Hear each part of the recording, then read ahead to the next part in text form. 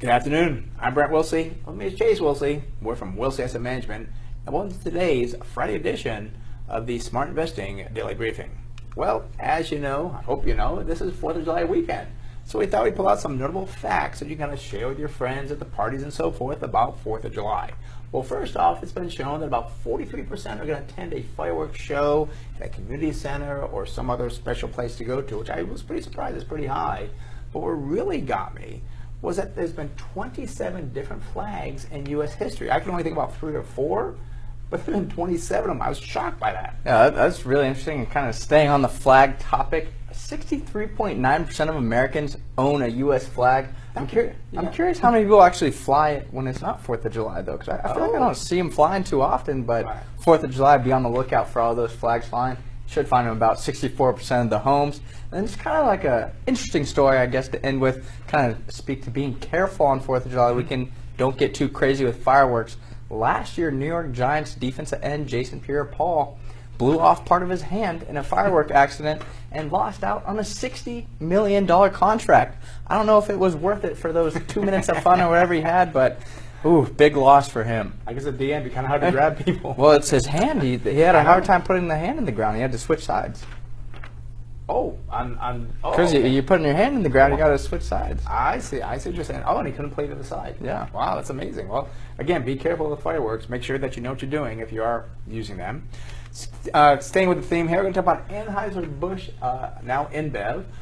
Current price around $131, the high $132.91, $102.58. Now, we chose this one for a certain reason. We chose it because of the American beer. However, they're a Belgian company, and they've done everything to mask that. We tried to figure out how much they paid to have their cans wrapped in an American flag, correct? Yeah, the title of their beer is no longer Budweiser from, I think it was May 30th through the November election. It just says America. And then they got like a part of the Constitution on there and stuff. It's a really cool can, but not a Belgian company, or they are a Belgian company, not an American company. And we're wondering who they paid. Did they pay the government? Did they pay someone? They had to pay someone, I would imagine. But anyways, it's not an American company. So if you're drinking that Budweiser, don't think you're drinking American beer. Looking at the company's investment, we see sales are up 6.2%, earnings up 3.4%. Not too bad. Now, balance sheet here, not looking very good, though. Current ratio, 0.82. That's lower than I like to see. Normally I like to see that above 1. And then taking out inventory and looking at their quick ratio, 0.56. That is very low. Don't like to see it that low, especially with debt to equity of 166.5%. Forgot to put the debt to equity up there, but that's what that is. Going forward to December 2017, estimated earnings per share, $5.05. And I will point out, since it is a foreign company, these are not GAAP numbers. These are pre-exempt, but that does give us a target sell price of $83.33. Well below the current price. And don't forget about that currency fluctuation we talked about earlier in the week about international companies. So there you have it for this Friday. Be careful going out to this weekend for 4th of July.